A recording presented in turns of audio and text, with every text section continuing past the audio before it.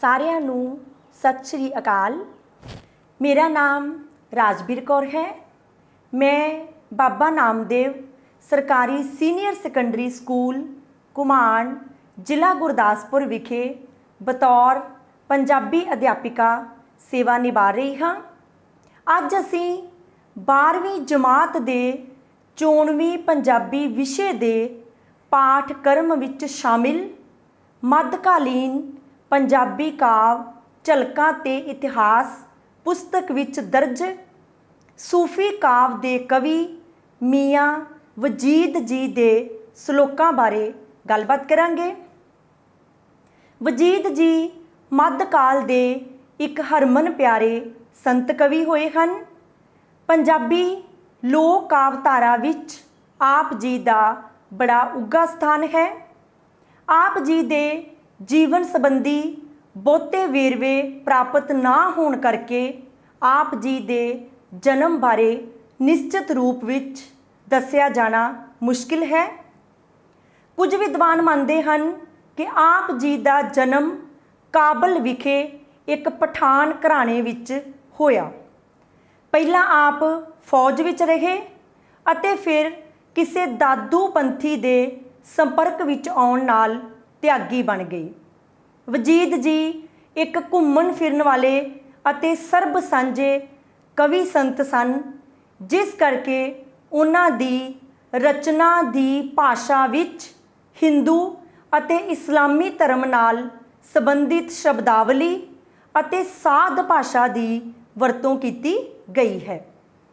ਵਜੀਦ ਜੀ ਦੀ ਸਮੁੱਚੀ ਰਚਨਾ ਵਿੱਚ ਰੱਬ ਦੇ ਭਾਣੇ ਦੀ ਆਪ ਮੁਹਾਰਤਾ, ਸੰਸਾਰ ਦੀ ਨਾਸ਼ਮਾਨਤਾ, ਪ੍ਰਭੂ ਭਗਤੀ, ਸੰਸਾਰ ਤੋਂ ਉਪਰਾਮਤਾ, ਨੇਕ ਅਮਲਾਂ ਉੱਤੇ ਜ਼ੋਰ ਅਤੇ ਹਉਮੈ ਦਾ ਤਿਆਗ ਆਦਿ ਵਿਸ਼ੇ ਛੋਹੇ ਗਏ ਹਨ। ਆਪ ਨੇ ਸਮਾਜਿਕ ਅਨਿਆਂ ਵਿਰੁੱਧ ਆਵਾਜ਼ ਉਠਾਈ ਹੈ ਅਤੇ ਵਿਅੰਗਾਤਮਿਕ ਅੰਦਾਜ਼ ਵਿੱਚ ਇਸ ਦੀ ਜ਼ਿੰਮੇਵਾਰੀ ਰੱਬ ਉੱਤੇ ਸੁੱਟੀ ਹੈ। ਆਪ ਜੀ ਦੀ ਕਵਿਤਾ ਦਾ ਮੁੱਖ ਵਿਸ਼ਾ ਰੱਬ ਦੇ ਭਾਣੇ ਦਾ ਆਪ ਮੁਹਾਰਾਪਨ ਹੈ। ਰੱਬ ਦੀ ਮਰਜ਼ੀ ਹੇਠ ਵਰਤੇ ਇਸ ਅਟੱਲ ਭਾਣੇ ਨੂੰ ਕੋਈ ਨਾ ਮੋੜ ਸਕਦਾ ਹੈ, ਨਾ ਕੋਈ ਬਦਲ ਸਕਦਾ ਹੈ ਅਤੇ ਨਾ ਹੀ ਆਪਣੀ ਮਰਜ਼ੀ ਅਨੁਸਾਰ ਟਾਲ ਸਕਦਾ ਹੈ। ਪ੍ਰਭੂ ਨੂੰ ਜੋ ਕੁਝ ਚੰਗਾ ਲੱਗਦਾ ਹੈ ਉਹ ਉਹੀ ਕੁਝ ਬੇਪਰਵਾਹ ਹੋ ਕੇ ਕਰਦਾ ਹੈ।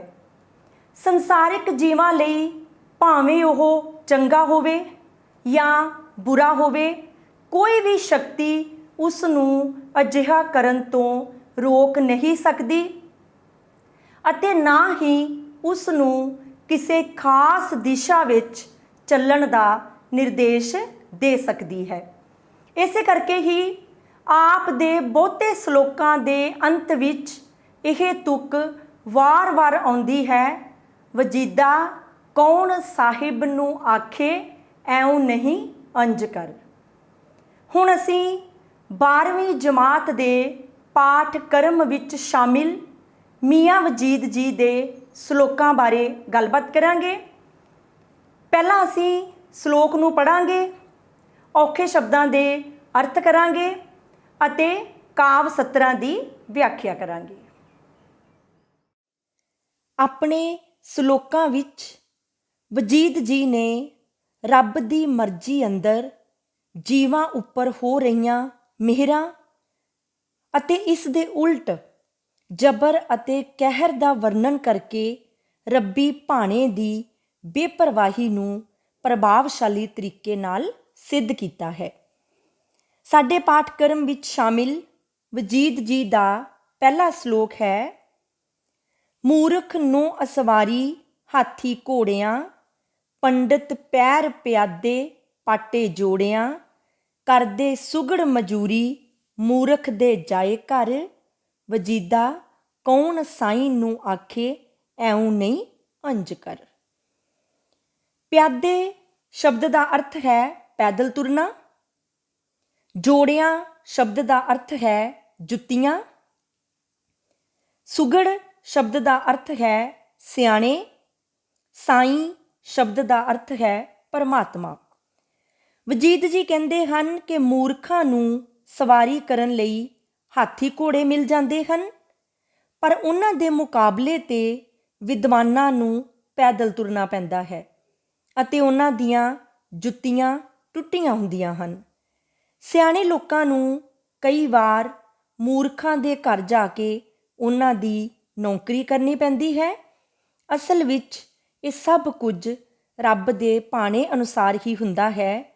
ਉਸ ਨੂੰ ਕੋਈ ਇਹ ਨਹੀਂ ਕਹਿ ਸਕਦਾ ਕਿ ਉਸ ਨੂੰ ਇਸ ਤਰ੍ਹਾਂ ਨਹੀਂ, ਸਗੋਂ ਉਸ ਤਰ੍ਹਾਂ ਕਰਨਾ ਚਾਹੀਦਾ ਹੈ। ਭਾਵ ਰੱਬ ਆਪਣੀ ਮਰਜ਼ੀ ਅਨੁਸਾਰ ਜਿਸ ਉੱਤੇ ਚਾਹੇ ਕਿਰਪਾ ਕਰਦਾ ਹੈ, ਉਸ ਨੂੰ ਆਪਣੀ ਮਰਜ਼ੀ ਕਰਨ ਤੋਂ ਕੋਈ ਨਹੀਂ ਰੋਕ ਸਕਦਾ। ਅਗਲਾ ਸ਼ਲੋਕ ਹੈ, ਚੋਰਾਂ ਦੇ ਕਰ ਵਗ ਜੋ ਮਾਨਸ ਘਾਇਂਦੇ, ਪਏ ਅਮਾਨ ਠੱਗ ਜੋ ਫਾਹੇ ਪਾਇਂਦੇ, ਇਹ ਕੁਦਰਤ ਤੇਰੀ ਵਰਤੇ ਰੱਬਾ ਤੁਧ ਘਰ, ਵਜੀਦਾ ਕੌਣ ਸਾਹਿਬ ਨੂੰ ਆਖੇ ਐਉਂ ਨਹੀਂ ਅੰਜ ਕਰ। ਅਮਾਨ ਸ਼ਬਦ ਦਾ ਅਰਥ ਹੈ ਈਮਾਨ ਵਾਲੇ। ਤੁਧ ਸ਼ਬਦ ਦਾ ਅਰਥ ਹੈ ਤੇਰੇ। ਸਾਹਿਬ ਸ਼ਬਦ ਦਾ ਅਰਥ ਹੈ ਪਰਮਾਤਮਾ। ਵਜੀਦ ਜੀ ਕਹਿੰਦੇ ਹਨ ਕਿ ਚੋਰੀਆਂ ਕਰਨ ਵਾਲਿਆਂ ਅਤੇ ਮਨੁੱਖਾਂ ਨੂੰ ਕਤਲ ਕਰਕੇ ਲੁੱਟਣ ਵਾਲਿਆਂ ਦੇ ਘਰੀਂ ਤਾਂ ਦੁੱਧ ਦੇਣ ਵਾਲੇ ਪਸ਼ੂਆਂ ਦੇ ਵੱਗ ਹਨ। ਫਰੇਬ ਅਤੇ ਧੋਖੇ ਨਾਲ ਦੂਜਿਆਂ ਨੂੰ ਠੱਗਣ ਵਾਲੇ ਲੋਕ ਇਮਾਨਦਾਰ ਕਹਾਉਂਦੇ ਹਨ। ਹੇ ਰੱਬਾ, ਇਹ ਤੇਰਾ ਭਾਣਾ ਹੈ ਜੋ ਤੇਰੇ ਦਰ ਘਰ ਤੋਂ ਵਰਤ ਰਿਹਾ ਹੈ। ਇਸ ਅਨੁਸਾਰ ਚੋਰਾਂ ਤੇ ਠੱਗਾਂ ਨੂੰ ਸੁੱਖ ਆਰਾਮ ਮਿਲਦੇ ਹਨ। ਅਸਲ ਵਿੱਚ ਰੱਬ ਦੇ ਭਾਣੇ ਵਿੱਚ ਕਿਸੇ ਦਾ ਕੋਈ ਦਖਲ ਨਹੀਂ।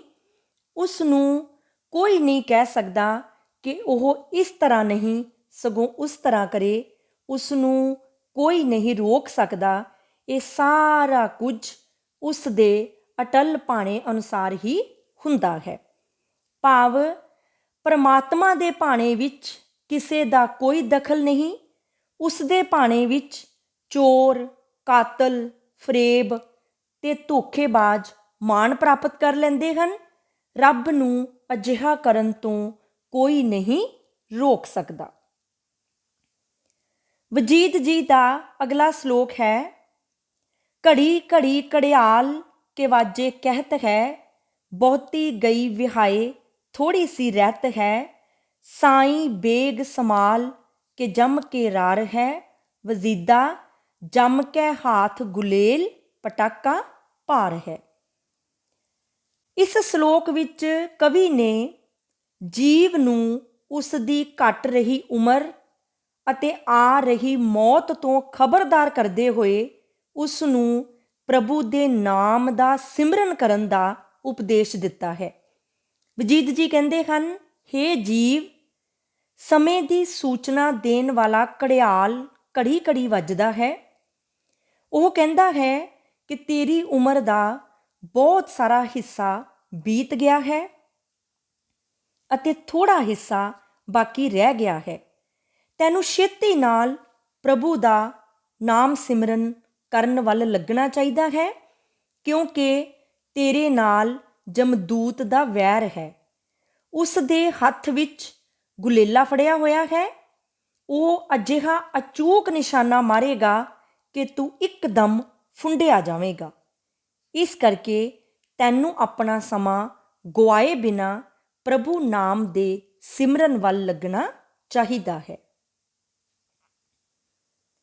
ਵਜੀਦ ਜੀ ਦਾ ਅਗਲਾ ਸ਼ਲੋਕ ਹੈ, ਕਿਆ ਸਮਝਾਈਏ ਗਿਆਨ ਅਗਿਆਨੀ ਜੀਵ ਕੋ, ਪੜੀ ਭਰਮ ਕੀ ਚੂਕ ਭਜੇ ਨਹੀਂ ਪੀਵ ਕੋ, ਨਿੰਮ ਨ ਮਿੱਠੀ ਹੋਏ ਸਿੰਚ ਗੁੜ ਘਿਓ ਸਿਉ, ਵਜੀਦਾ ਜੈਸਾ ਹੋਏ ਸੁਭਾਓ ਜਾਏਗਾ ਜਿਉ ਸਿਉ।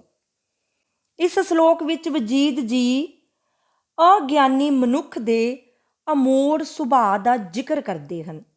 ਵਜੀਦ ਜੀ ਕਹਿੰਦੇ ਹਨ ਕਿ ਜੀਵ ਬੜਾ ਅਗਿਆਨੀ ਹੈ, ਇਸ ਨੂੰ ਗਿਆਨ ਦੀ ਗੱਲ ਕੀ ਸਮਝਾਈ ਜਾਵੇ। ਉਸ ਦੇ ਮਨ ਵਿੱਚ ਤਾਂ ਝੂਠੀ ਮਾਇਆ ਦੇ ਭਰਮ ਕਰਕੇ ਭੁੱਲ ਪਈ ਹੋਈ ਹੈ।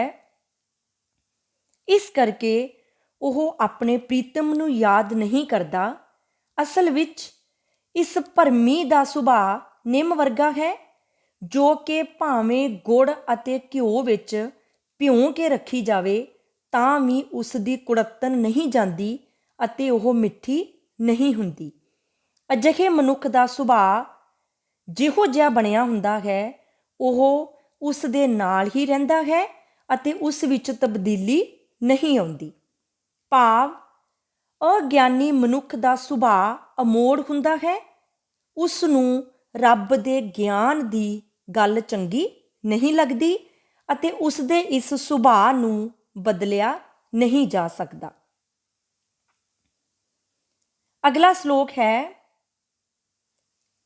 ਇਕਨਾ ਦੇ ਤਨ ਪੱਲੇ ਸ਼ਾਹ ਸਦਾਏ ਦੇ, ਪਹਿਰਨ ਮਲਮਲ ਖਾਸਾ ਮੁਸ਼ਕ ਹੰਡਾਏ ਦੇ, ਇਕਨਾ ਭਿੱਖ ਨਾ ਪੈਂਦੀ ਫਿਰਦੇ ਦਰ ਬਦਰ, ਵਜੀਦਾ ਕੌਣ ਸਾਹਿਬ ਨੂੰ ਆਖੇ ਐਉਂ ਨਹੀਂ ਅੰਜ ਕਰ। ਵਜੀਦ ਜੀ ਕਹਿੰਦੇ ਹਨ ਕਿ ਰੱਬੀ ਕਲਮ ਦੇ ਲੇਖ ਅਨੁਸਾਰ ਹੀ ਕੁਝ ਧਨਵਾਨ ਬਾਦਸ਼ਾਹ ਬਣ ਕੇ ਬਰੀਕ ਖਾਸਾ ਅਤੇ ਮਲਮਲ ਪਾਉਂਦੇ ਹਨ, ਖੁਸ਼ਬੂਦਾਰ ਚੀਜ਼ਾਂ ਦੀ ਵਰਤੋਂ ਕਰਦੇ ਹਨ, ਪਰ ਦੂਸਰਿਆਂ ਨੂੰ ਦਰ ਦਰ ਫਿਰ ਕੇ ਵੀ ਭਿੱਖਿਆ ਨਹੀਂ ਮਿਲਦੀ, ਖੈਰ ਨਹੀਂ ਮਿਲਦਾ।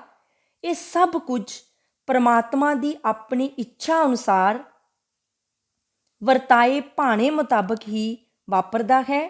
ਕੋਈ ਬੰਦਾ ਉਸ ਨੂੰ ਇਹ ਨਹੀਂ ਕਹਿ ਸਕਦਾ ਕਿ ਉਹ ਇਸ ਤਰ੍ਹਾਂ ਨਾ ਕਰੇ, ਸਗੋਂ ਉਸ ਤਰ੍ਹਾਂ ਕਰੇ। ਵਜੀਦ ਜੀ ਦਾ ਅਗਲਾ ਸ਼ਲੋਕ ਹੈ, ਮਾਇਆ ਰਸ ਲਗ ਭੂਲੇ ਮੌਤ ਨਹੀਂ ਸੂਝਈ, ਕਹਿ ਹਾਰੇ ਗ੍ਰੰਥ ਮੂੜ ਨਹੀਂ ਬੂਝਈ, ਹਰ ਕਾ ਨਾਮ ਅਗਿਆਨੀ ਰਿਧੇ ਨਾ ਲਿਆਵਈ, ਵਜੀਦਾ ਦੀਪਕ ਜਿਉਂ ਬੁਝ ਜਾਏ ਪ੍ਰਾਣ ਵੀ ਜਾਵਈ। ਇਸ ਸ਼ਲੋਕ ਵਿੱਚ ਵਜੀਦ ਜੀ ਨੇ ਮਨੁੱਖ ਨੂੰ ਉਸ ਦੇ ਸਰੀਰ ਦੀ ਨਾਸ਼ਮਾਨਤਾ ਬਾਰੇ ਚੇਤੰਨ ਕਰਦਿਆਂ ਹੋਇਆਂ ਉਸ ਨੂੰ ਸੰਸਾਰਿਕ ਪਦਾਰਥਾਂ ਦਾ ਮੋਹ ਛੱਡ ਕੇ ਪ੍ਰਭੂ ਨਾਮ ਨੂੰ ਹਿਰਦੇ ਵਿੱਚ ਵਸਾਉਣ ਲਈ ਕਿਹਾ ਹੈ। ਵਜੀਦ ਜੀ ਕਹਿੰਦੇ ਹਨ ਕਿ ਮਨੁੱਖ ਪਦਾਰਥਾਂ ਦੇ ਸਵਾਦ ਵਿੱਚ ਲੱਗ ਕੇ ਮੌਤ ਨੂੰ ਭੁੱਲ ਜਾਂਦਾ ਹੈ। ਉਸ ਨੂੰ ਧਾਰਮਿਕ ਗ੍ਰੰਥ ਸੰਸਾਰਿਕ ਪਦਾਰਥਾਂ ਨਾਲ ਮੋਹ ਨਾ ਪਾਉਣ ਲਈ ਕਹਿ ਕੇ ਹਾਰ ਗਏ ਹਨ, ਪਰੰਤੂ ਇਸ ਮੂਰਖ ਨੂੰ ਸਮਝ ਨਹੀਂ ਆਉਂਦੀ। ਇਹ ਅਗਿਆਨੀ ਪ੍ਰਭੂ ਦੇ ਨਾਮ ਨੂੰ ਹਿਰਦੇ ਵਿੱਚ ਵਸਾਉਣ ਵੱਲ ਧਿਆਨ ਹੀ ਨਹੀਂ ਦਿੰਦਾ। ਉਸ ਨੂੰ ਇਹ ਯਾਦ ਰੱਖਣਾ ਚਾਹੀਦਾ ਹੈ ਕਿ ਜਦੋਂ ਉਸ ਨੂੰ ਮੌਤ ਆਉਣੀ ਹੈ ਤਾਂ ਉਸ ਦੀ ਜੀਵਨ ਜੋਤ ਦੀਵੇ ਵਾਂਗ ਇੱਕਦਮ ਬੁਝ ਜਾਵੇਗੀ ਅਤੇ ਉਸ ਦੇ ਸਾਹ ਖਤਮ ਹੋ ਜਾਣਗੇ। ਭਾਵ ਆਪਣੇ ਸਰੀਰ ਦੀ ਨਾਸ਼ਮਾਨਤਾ ਬਾਰੇ ਚੇਤੰਨ ਹੁੰਦਿਆਂ ਮਨੁੱਖ ਨੂੰ ਸੰਸਾਰਿਕ ਮੋਹ ਮਾਇਆ ਛੱਡ ਕੇ ਪ੍ਰਭੂ ਨਾਮ ਨੂੰ ਹਿਰਦੇ ਵਿੱਚ ਵਸਾਉਣਾ ਚਾਹੀਦਾ ਹੈ। ਵਜੀਦ ਜੀ ਦਾ ਅਗਲਾ ਸ਼ਲੋਕ ਹੈ, ਇਕਨਾ ਨੂੰ ਘਿਓ ਖੰਡ ਨਾ ਮੈਦਾ ਭਾਵਈ, ਬਹੁਤੀ ਬਹੁਤੀ ਮਾਇਆ ਚਲਦੀ ਆਵਈ, ਇਕਨਾ ਨਾਹੀ ਸਾਗ ਅਲੂਣਾ ਪੇਟ ਭਰ, ਵਜੀਦਾ ਕੌਣ ਸਾਹਿਬ ਨੂੰ ਆਖੇ ਐਉਂ ਨਹੀਂ ਅੰਜ ਕਰ।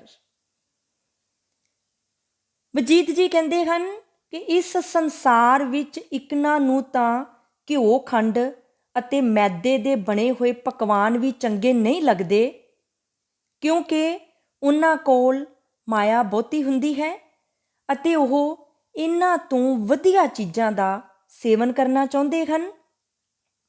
ਇਸ ਕਰਕੇ ਉਹ ਅਜਿਹੇ ਪਕਵਾਨਾਂ ਤੋਂ ਵੀ ਨੱਕ ਵੱਟਦੇ ਹਨ। ਪਰ ਦੂਜੇ ਪਾਸੇ ਅਜਿਹੇ ਲੋਕ ਵੀ ਹਨ ਜਿਨ੍ਹਾਂ ਨੂੰ ਢਿੱਡ ਭਰ ਕੇ ਪੇਟ ਭਰ ਕੇ ਖਾਣ ਲਈ ਅਲੂਣਾ ਸਾਗ ਵੀ ਨਹੀਂ ਮਿਲਦਾ। ਅਸਲ ਵਿੱਚ ਇਹ ਸਭ ਕੁਝ ਰੱਬ ਦੇ ਭਾਣੇ ਅੰਦਰ ਹੀ ਹੁੰਦਾ ਹੈ। ਉਸ ਨੂੰ ਕੋਈ ਨਿਰਦੇਸ਼ ਨਹੀਂ ਦੇ ਸਕਦਾ ਕਿ ਉਹ ਇਸ ਤਰ੍ਹਾਂ ਨਾ ਕਰੇ ਅਤੇ ਉਸ ਤਰ੍ਹਾਂ ਕਰੇ। ਅਰਥਾਤ ਮਨੁੱਖ ਦਾ ਖੁਸ਼ਹਾਲੀ ਅਤੇ ਬਦਹਾਲੀ ਦਾ ਵਰਤਾਰਾ ਰੱਬੀ ਭਾਣੇ ਅਧੀਨ ਹੈ। ਇਸ ਭਾਣੇ ਦੀ ਬੇਪਰਵਾਹੀ ਵਿੱਚ ਕਿਸੇ ਦਾ ਕੋਈ ਦਖਲ ਨਹੀਂ ਹੈ। ਵਜੀਦ ਜੀ ਦਾ ਅਗਲਾ ਸ਼ਲੋਕ ਹੈ, ਚੋਰ ਜੋ ਕਰਦੇ ਚੋਰੀ ਲਿਆਵਣ ਲੁੱਟ ਕਰ, ਖਾਂਦੇ ਦੁੱਧ ਮਲਾਈ ਮਲੀਦੇ ਕੁੱਟ ਕਰ, ਰਹਿੰਦੇ ਤੇਰੀ ਆਸ ਸੂ ਜਾਂਦੇ ਭੁੱਖ ਮਰ, ਵਜੀਦਾ ਕੌਣ ਸਾਹਿਬ ਨੂੰ ਆਖੇ ਐਉਂ ਨਹੀਂ ਅੰਜ ਕਰ। ਵਜੀਦ ਜੀ ਕਹਿੰਦੇ ਹਨ ਕਿ ਜਿਹੜੇ ਚੋਰ ਲੁੱਟ ਮਾਰ ਕਰਦੇ ਹਨ ਅਤੇ ਲੁੱਟ ਦਾ ਮਾਲ ਆਪਣੇ ਘਰ ਲੈ ਆਉਂਦੇ ਹਨ, ਉਹ ਇਸ ਲੁੱਟ ਦੇ ਮਾਲ ਨਾਲ ਦੁੱਧ, ਮਲਾਈਆਂ ਅਤੇ ਚੂਰੀਆਂ ਕੁੱਟ-ਕੁੱਟ ਕੇ ਖਾਂਦੇ ਹਨ। ਪਰ ਇਹਨਾਂ ਦੇ ਮੁਕਾਬਲੇ ਜਿਹੜੇ ਲੋਕ ਰੱਬ ਦੀ ਆਸ 'ਤੇ ਰਹਿੰਦੇ ਹਨ, ਉਹ ਭੁੱਖੇ ਮਰ ਜਾਂਦੇ ਹਨ। ਇਹ ਸਭ ਕੁਝ ਰੱਬ ਦੇ ਭਾਣੇ ਅਨੁਸਾਰ ਹੋ ਰਿਹਾ ਹੈ। ਉਸ ਨੂੰ ਕੋਈ ਨਹੀਂ ਕਹਿ ਸਕਦਾ ਕਿ ਇਸ ਤਰ੍ਹਾਂ ਨਾ ਕਰੇ। ਭਾਵ ਰੱਬ ਬੜਾ ਬੇਪਰਵਾਹ ਹੈ। ਉਸ ਦੇ ਭਾਣੇ ਵਿੱਚ ਚੋਰ ਮੌਜਾਂ ਕਰਦੇ ਹਨ, ਪਰ ਭਗਤ ਭੁੱਖੇ ਮਰਦੇ ਹਨ। ਇਹ ਸਭ ਰੱਬ ਦਾ ਭਾਣਾ ਹੈ, ਰੱਬ ਦਾ ਵਰਤਾਰਾ ਹੈ। ਵਜੀਦ ਜੀ ਦਾ ਅਗਲਾ ਸ਼ਲੋਕ ਹੈ, ਨਾ ਕਰ ਖੁਦੀ ਗੁਮਾਨ ਜਵਾਨ ਮਰ ਜਾਹੇਗਾ, ਤਨ ਜੋਬਨ ਥਿਰ ਨਾਹੀਂ ਅੰਤ ਪਛਤਾਹੇਗਾ, ਜੈਸੀ ਕੱਚ ਕੀ ਚੂੜੀ ਤੈਸੀ ਦੇਹ ਹੈ, ਵਜੀਦਾ ਥਿਰ ਸਾਹਿਬ ਦਾ ਨਾਮ ਹੋਰ ਸਭ ਖੇ ਹੈ। ਇਸ ਸ਼ਲੋਕ ਵਿੱਚ ਵਜੀਦ ਜੀ ਨੇ ਜੀਵ ਨੂੰ ਮੌਤ ਦਾ ਡਰ ਦੇ ਕੇ ਉਸ ਨੂੰ ਘਮੰਡ ਨੂੰ ਤਿਆਗਣ ਦਾ ਉਪਦੇਸ਼ ਦਿੱਤਾ ਹੈ। ਵਜੀਦ ਜੀ ਕਹਿੰਦੇ ਹਨ ਕਿ ਹੇ ਜੀਵ, ਤੈਨੂੰ ਖੁਦੀ ਗੁਮਾਨ ਛੱਡ ਦੇਣਾ ਚਾਹੀਦਾ ਹੈ, ਹੰਕਾਰ ਤਿਆਗ ਦੇਣਾ ਚਾਹੀਦਾ ਹੈ। ਜਿਸ ਜਵਾਨੀ ਦਾ ਤੂੰ ਮਾਣ ਕਰਦਾ ਹੈ, ਤੂੰ ਇਸ ਦੇ ਹੁੰਦਿਆਂ ਵੀ ਮੌਤ ਦੇ ਹਵਾਲੇ ਹੋ ਸਕਦਾ ਹੈ। ਤੈਨੂੰ ਪਤਾ ਹੋਣਾ ਚਾਹੀਦਾ ਹੈ ਕਿ ਧਨ ਦੌਲਤ ਅਤੇ ਜਵਾਨੀ ਸਦਾ ਨਹੀਂ ਰਹਿਣੇ। ਜੇਕਰ ਤੂੰ ਧਨ ਦੌਲਤ ਅਤੇ ਜਵਾਨੀ ਦਾ ਹੰਕਾਰ ਕੀਤਾ ਅਤੇ ਇਹਨਾਂ ਦੇ ਨਸ਼ੇ ਵਿੱਚ ਰਾਮ ਦਾ ਨਾਮ ਨਾ ਸਿਮਰਿਆ, ਤਾਂ ਅੰਤ ਵੇਲੇ ਤੈਨੂੰ ਪਛਤਾਉਣਾ ਪਵੇਗਾ। ਤੂੰ ਇਹ ਸਮਝ ਲੈ ਕਿ ਤੇਰਾ ਇਹ ਸਰੀਰ ਕੱਚ ਦੀ ਚੂੜੀ ਵਰਗਾ ਹੈ, ਜੋ ਕਿ ਕਿਸੇ ਵੇਲੇ ਵੀ ਟੁੱਟ ਸਕਦਾ ਹੈ। ਇਸ ਦੁਨੀਆ ਉੱਤੇ ਇੱਕਮਾਤਰ ਪ੍ਰਭੂ ਦਾ ਨਾਂ ਹੀ ਸਦਾ ਕਾਇਮ ਰਹਿਣ ਵਾਲਾ ਹੈ। ਬਾਕੀ ਹਰ ਇੱਕ ਚੀਜ਼ ਨਾਸ਼ ਹੋ ਕੇ ਮਿੱਟੀ ਵਿੱਚ ਚਲੀ ਜਾਂਦੀ ਹੈ। ਭਾਵ ਮਨੁੱਖ ਨੂੰ ਕਿਸੇ ਪ੍ਰਕਾਰ ਦਾ ਕੋਈ ਵੀ ਹੰਕਾਰ ਨਹੀਂ ਕਰਨਾ ਚਾਹੀਦਾ, ਕਿਉਂਕਿ ਸੰਸਾਰ ਵਿੱਚ ਉਸ ਦੇ ਸਰੀਰ ਸਮੇਤ ਕੋਈ ਚੀਜ਼ ਸਥਿਰ ਨਹੀਂ ਹੈ। ਉਸ ਨੂੰ ਸਮਝ ਲੈਣਾ ਚਾਹੀਦਾ ਹੈ ਕਿ ਪਰਮਾਤਮਾ ਦੇ ਨਾਮ ਤੋਂ ਬਿਨਾਂ ਸਭ ਚੀਜ਼ਾਂ ਨਾਸ਼ਮਾਨ ਹਨ। ਵਜੀਦ ਜੀ ਦਾ ਅਗਲਾ ਸ਼ਲੋਕ ਹੈ, ਘਿਓ, ਸ਼ੱਕਰ ਤੇ ਮੈਦਾ ਮਿਲਦਾ ਕੁੱਤਿਆਂ, ਜਿਨ੍ਹਾਂ ਦਾ ਪੀਂਦੇ ਦੁੱਧ ਸੋ ਮਰਦੇ ਭੁੱਖਿਆਂ, ਬੀਜਣ ਗਹੁਣ ਵਾਹੁਣ ਖੜਸਨ ਬੰਨ ਕਰ, ਵਜੀਦਾ ਕੌਣ ਸਾਹਿਬ ਨੂੰ ਆਖੇ ਐਉਂ ਨਹੀਂ ਅੰਜ ਕਰ।